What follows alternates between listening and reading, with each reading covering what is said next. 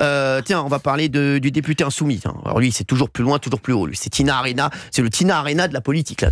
Aller plus haut, c'est pas possible. Sébastien Delogu, j'aimerais que vous expliquiez à nos auditeurs d'Europe 1, Gauthier Lebray, ce qui s'est passé et ce qu'il a fait comme vidéo. Alors Sébastien Delogu, on rappelle rapidement, très proche de Mélenchon, il a été son chauffeur, il a été exclu de l'Assemblée nationale puisqu'il a brandi un drapeau palestinien dans l'hémicycle. Il a dit à des jeunes de quartier, allez vous en prendre à la mairie notamment. Son procès, il doit être jugé pour violence volontaire contre un proviseur et un CPE, a d'ailleurs été reporté aussi. Il s'en serait pris donc à un proviseur et un CPE dans un lycée marseillais. Et là, qu'est-ce qu'il a publié sur son compte Instagram et Twitter ? On a vérifié avec les équipes, c'est supprimé depuis.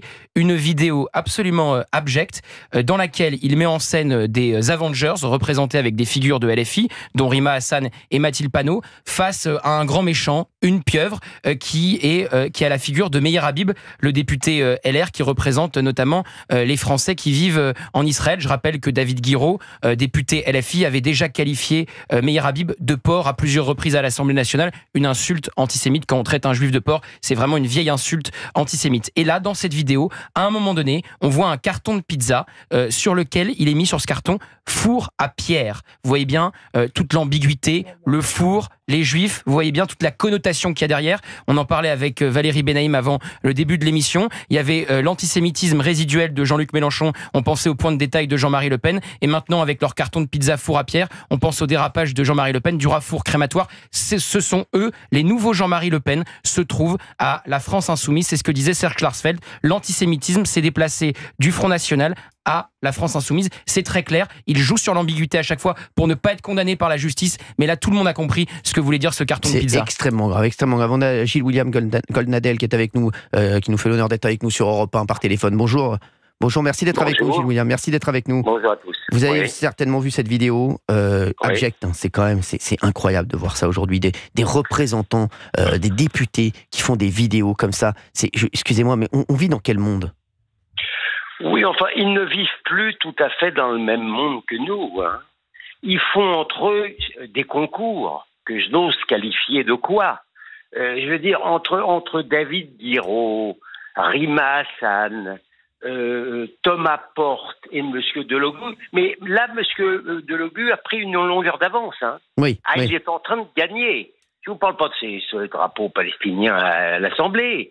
Moi, vous savez, en tant qu'avocat, président d'Avocats sans frontières, nous allons tous les poursuivre pour intelligence avec organisation terroriste, que ce soit le FPLP ou le Hamas, parce qu'ils se sont exhibés avec ces gens-là.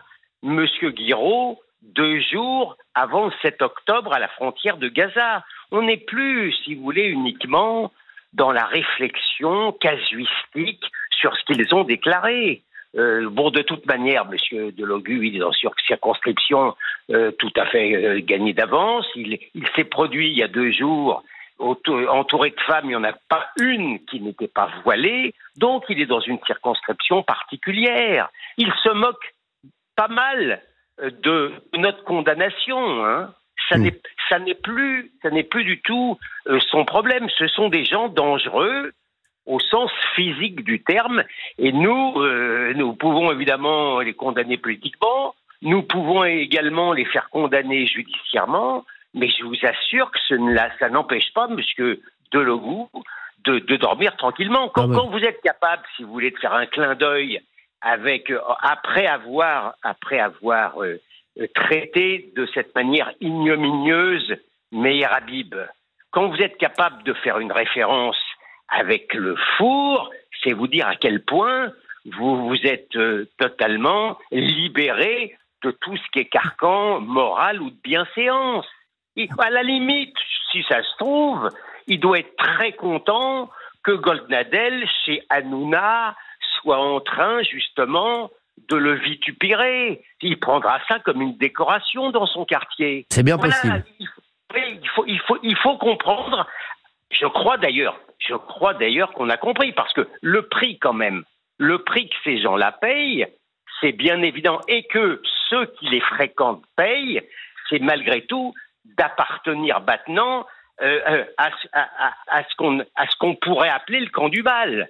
Les gens qui les fréquentent, qu'à la limite, si je vous parle d'un parti antisémite aujourd'hui, vous saurez à qui je fais allusion. Vous saurez que ça n'est pas le Rassemblement national. On est dans une situation où vous avez le parti des Insoumis qui encourage les antisémites et ceux qui ont signé sur le même chemin que l'antisémitisme ne décourage pas. Les choses sont claires. Merci Gilles William d'avoir été avec nous. Merci beaucoup d'avoir été avec nous sur Europe 1. Merci à vous. Merci, à bientôt et merci. C'est intéressant ce qu'il dit, Gilles William. Et surtout, que font François Hollande, Dominique Strauss-Kahn, Ségolène Royal dans cette association de malfaiteurs? C'est vraiment, c'est répugnant, quoi. C'est-à-dire que, en fait. Mais alors Ségolène, tiens, je vais l'appeler d'ailleurs. Je vais l'appeler. Il faudrait qu'on l'invite ici Ségolène. J'aimerais bien savoir ce qu'elle va nous dire. On va essayer de l'inviter avant vendredi. Mais deux choses qui me frappent, c'est le recyclage de l'imagerie nazie, comparer le juif à la pieuvre. C'était un classique, si j'ose dire, du nazisme. Mais c'est que M. Delogu, c'est ça qui me paraît même peut-être le plus grave, pense que c'est un argument qui est capable de convaincre des électeurs. Donc il se fait quand même une image de ses électeurs. Il dit, si je compare les juifs à une pieuvre, si je fais une allusion à un four, ça va me rapporter des voix. Il a une très très piètre image de ses propres partisans. Mais il gagne, Éric, en fait. C'est ça le drame, en fait. Oui, il gagne dans sa circo. Ouais. Moi, je suis... C'est ça qui est horrible, en fait. C'est ça qui est dramatique. Petite info, vous avez vu que de plus en plus d'acheteurs dans l'immobilier veulent mettre une clause de rétractation au cas où le nouveau Front populaire gagne les élections. C'est fou, ça.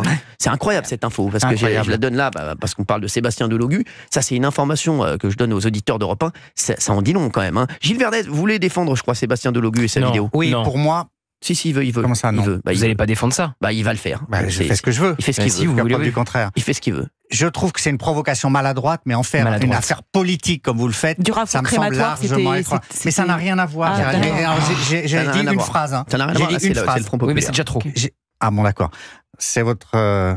acceptation de la démocratie. Non, mais c'est pas de la maladresse. Bon, je vais vous dire. C'est une allusion maladroite au fait que quand il y avait les négociations du nouveau Front populaire, il y avait des livreurs de pizza qui sont arrivés avec des tas de pizzas. Il a voulu reprendre maladroitement ça. C'est très maladroit, mais c'est pas une affaire politique, c'est pas de l'antisémitisme.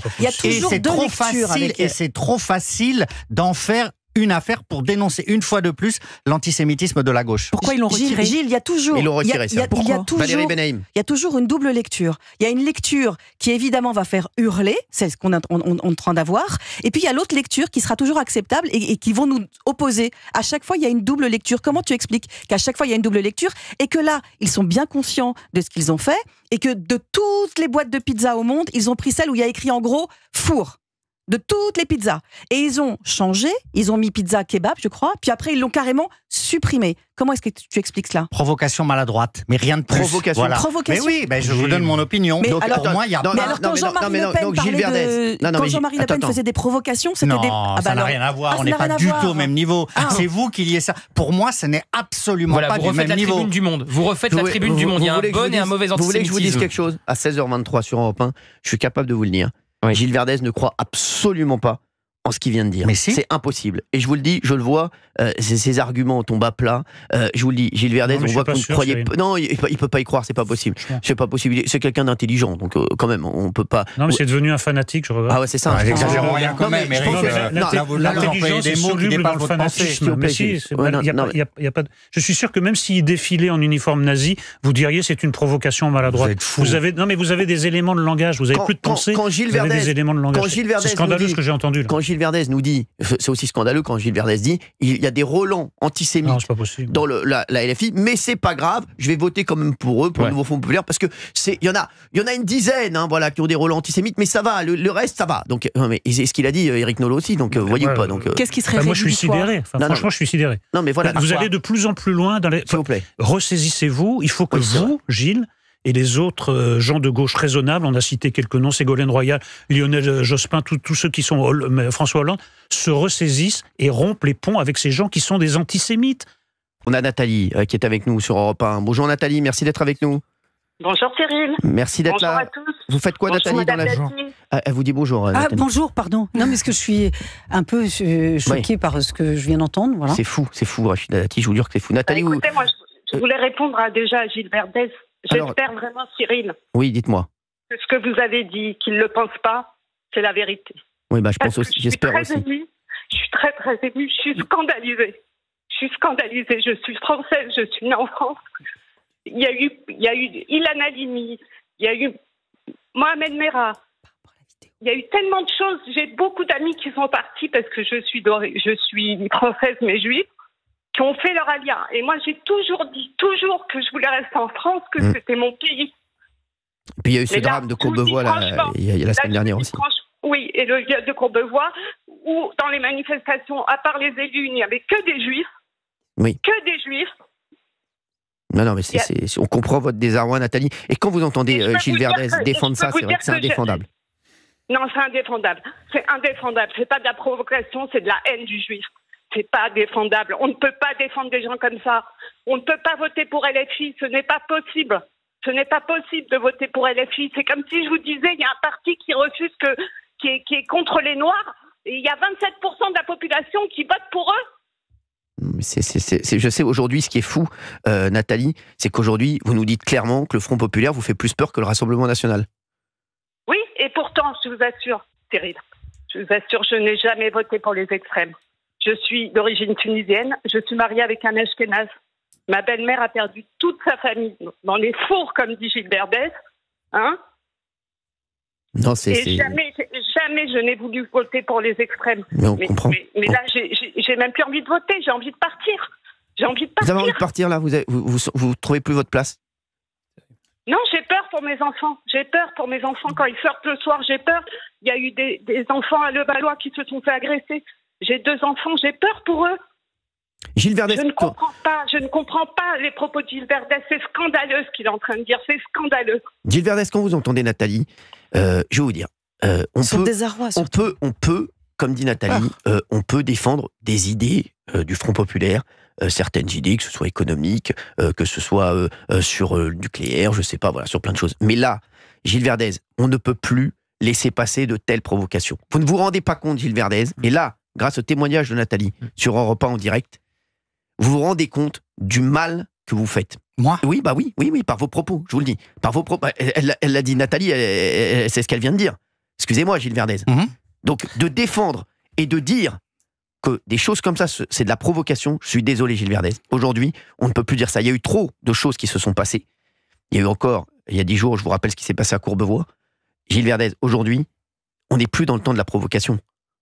Aujourd'hui, on ne peut plus faire de la provocation sur les réseaux sociaux et se permettre de prendre une pizza et de faire l'analogie entre le four et Meyer Habib. Ça n'est pas possible, Gilles Verdez. Donc je vous dis, vous pouvez défendre tout ce que vous voulez, mais ça, vous voyez l'état dans lequel est Nathalie, et vous voyez dans quel état de peur est Nathalie à l'aube du 30 juin et du 7 juillet. Et tous nos compatriotes juifs, il faut Exactement. Dire. Donc qu'est-ce que vous répondez à Nathalie? J'ai envie de savoir.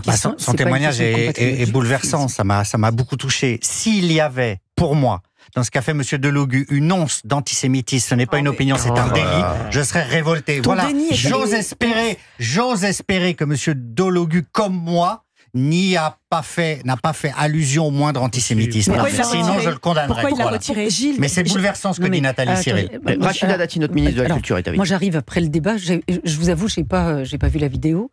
Mais ce que vous dites, je veux vous dire, ça ne doit pas choquer uniquement nos compatriotes juifs. Moi, je veux dire, quand ils retirent la vidéo, soit il peut y avoir des maladresses. Vous savez, moi, j'ai vu des gamins, je dis toujours mon expérience de magistrat, il y a des gamins, après ils disent, non, j'ai pas pensé comme ça. Mais est-ce qu'il y a eu une explication? S'il n'y a eu que retrait, c'est qu'il savait très bien ce qu'il faisait. Et puis, il est député de la République. Il voit dans quel contexte et quelle ambiance on est. Bien sûr. C'est-à-dire que tous les jours, on dit, est-ce que, par exemple, dans ce nouveau Front Populaire, certains se sont levés en disant, maintenant, on va saisir la justice, parce que vous nous accusez d'antisémitisme, alors que ça n'existe pas chez nous. Moi, demain, si quelqu'un dit que parmi mes élus, ou avec moi, nous sommes antisémites et que c'est faux, je saisis la justice. Parce que je ne veux pas qu'on jette l'opprobre sur un parti, sur une personne et des personnalités. Est-ce que le nouveau Front Populaire l'a fait? Non. Donc ils savent bien, ils disent oui, peut-être que ça existe. Même de dire que l'antisémitisme est résiduel, mais le viol est résiduel en France. C'est vrai. C'est-à-dire que les actes de torture et de barbarie, c'est résiduel, c'est 0,1% des crimes. Est-ce que pour autant on doit les excuser et les accepter? Mettez-vous. Moi, comme garde des Sceaux, j'ai vécu, c'est pour ça que j'ai créé la rétention de sûreté. J'ai vécu le petit tennis qui avait été enlevé, violé par un pédophile, je dis même pas un criminel en série. Et moi je me rappelle de monsieur Bandater, paix à son âme, au Sénat, il me dit cette rétention de sûreté, vous voulez punir quelqu'un avant qu'il commette son crime, mais on sait qu'il peut le commettre. La rétention de sûreté, c'est pas une peine, c'est une mesure de sûreté. Moi je veux protéger la société. Il me dit ça concerne uniquement 0,1% des crimes. Mais si ça tombe sur votre enfant, monsieur Verdez, Ben moi, si le texte sauve un enfant, le texte est valable. Et donc là, de dire c'est résiduel, donc ça veut dire qu'on dit finalement l'antisémitisme, ça peut exister et on peut s'en accommoder puisque c'est résiduel. Regardez sur l'islamisme, le combat, il doit être commun. Pardon, je vais aller jusqu'au bout de mon raisonnement. Aujourd'hui, sur le Front populaire, je vois par exemple certains qui disent on appelle à voter contre le Rassemblement national. Vous savez très bien que c'est pas ma vie et mon parcours. Moi, j'ai été stigmatisée jusqu'au prénom de ma fille. Donc ça n'est pas ma vie et mon parcours. Mais certains, dans leur confort, de leur appartement, de leur maison de campagne, de leur confort professionnel, disent oui, finalement, il vaut mieux le Front populaire que le Rassemblement national, parce que là-bas, il n'y a que des racistes. Mais ces gens-là, est-ce qu'ils ont lu le programme qu'ils ont signé, la loi sur le séparatisme, la fin de la charte des valeurs, les valeurs républicaines. Donc on met fin à une charte des valeurs, et donc on dit, c'est pas grave. Alors ceux qui sont dans les territoires, sous la coupe de l'islam politique, on s'en fout. Ceux qui, effectivement, sont sous la coupe, qui vous incitent à la radicalisation, on s'en fout. De dire que le Hamas est un mouvement de résistance. Moi, j'ai M. Gauss qui me dit, oui, c'est pas ce qu'ils disent, ils disent c'est un mouvement théocratique. Mais c'est un mouvement terroriste. La théocratie, est-ce que c'est criminel? Non mais, vous voyez ce que je veux dire? Vous concernant, c'est de dire, il l'a retiré, c'est une provocation. Une provocation, c'est pas un crime ou un délit.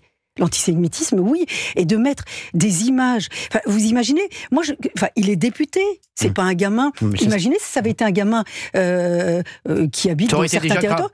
Mais bien sûr, mais on l'aurait poursuivi. Bien sûr. Pourquoi pas lui? Moi, je trouve, j'en appelle aux membres de ce nouveau Front populaire. Est-ce qu'ils ont contesté? Est-ce qu'ils acceptent d'avoir parmi eux des gens antisémites? Est-ce qu'ils l'acceptent? Alors moi je vais vous dire, c'est vrai que pour certains, finalement l'antisémitisme c'est pas grave. Moi je le vois, je fais campagne. Vous dites, bon, à part ça, ben non, à part ça, vous commencez par l'antisémitisme, ça se finit sur les autres. C'est comme quand je dis, vous attaquez aux droits des femmes, le pire arrive. Exactement. Voilà. Et donc aujourd'hui, tout ça passe sous silence. Ça fait tellement chic de dire qu'on est de gauche. Non. Quand on incite au communautarisme, c'est plus chic du tout. La gauche ne défend plus ni les ouvriers. Ça n'est pas la gauche, c'est l'extrême gauche. Oui, mais je vais vous dire. La gauche est alliée. Elle est alliée, elle a signé. Écoutez, regardez hier lors du débat, on voit bien qu'ils se font bouffer. Derrière Manuel Bompard, il n'y avait que des insoumis arrêtés. Qu'a dit M. Mélenchon? Il a dit j'ai acheté Monsieur Glucksmann, avec 100 circonscriptions. Oui. Mais dans quel pays nous sommes? Non, mais c'est ça. Voilà. Moi, j'ai dit la dernière fois, alors ça a choqué certains, mais Monsieur Glucksmann, c'est pas une victime. C'est un responsable politique. Exactement. C'est pas une victime. Non, Et donc, mais il accepte. Et il veut qu'on s'émeuve avec lui. Je veux pas m'émouvoir avec lui. Moi, il m'incite pas à l'émotion. Il m'incite au rejet. Hier, je vais vous dire, hier, ils ont tout dit. Ils ont tout dit hier, en mettant derrière Manuel Bompard que des insoumis. Ils ont bien montré que le Front populaire, le nouveau Front populaire, comme ils l'appellent, le nouveau Front populaire, c'est la LFI. Et les plus radicaux des insoumis en plus. Et c'est la LFI qui tire les ficelles. Et je vous dis, même les mélenchonistes, parce que regardez François Ruffin, ce qu'il prend dans la tronche. Exactement. Moi, je vais vous dire une chose. Vous voyez, je fais les territoires ruraux, alors j'aime pas les territoires des quartiers populaires.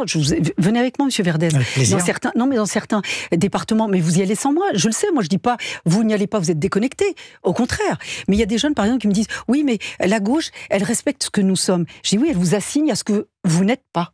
Elle vous assigne à une identité que vous n'avez pas, l'identité que ne veulent pas vos parents.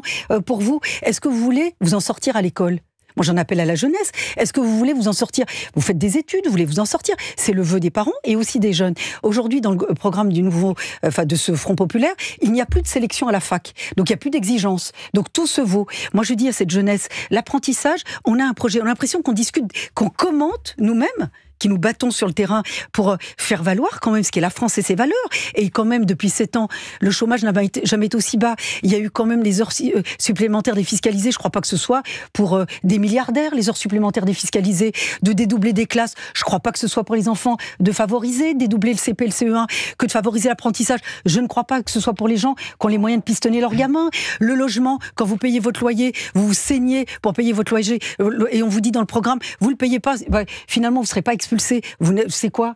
Là, c'est eux qui incitent à justement cette fracture française. Et puis là, et à un moment donné, on signe une charte. Alors après, M. Glucksmann, M. Hollande, M. Jospin, ils ont signé. Non mais ils sont signataires d'une charte pour dire bon, on est contre l'antisémitisme. Il y a un code pénal pour ça. Il n'y a pas besoin de signer de charte. Donc ça veut dire que le code pénal n'existe pas. Donc ça veut dire qu'avec eux, il n'y a pas d'état de droit. Non mais c'est fou.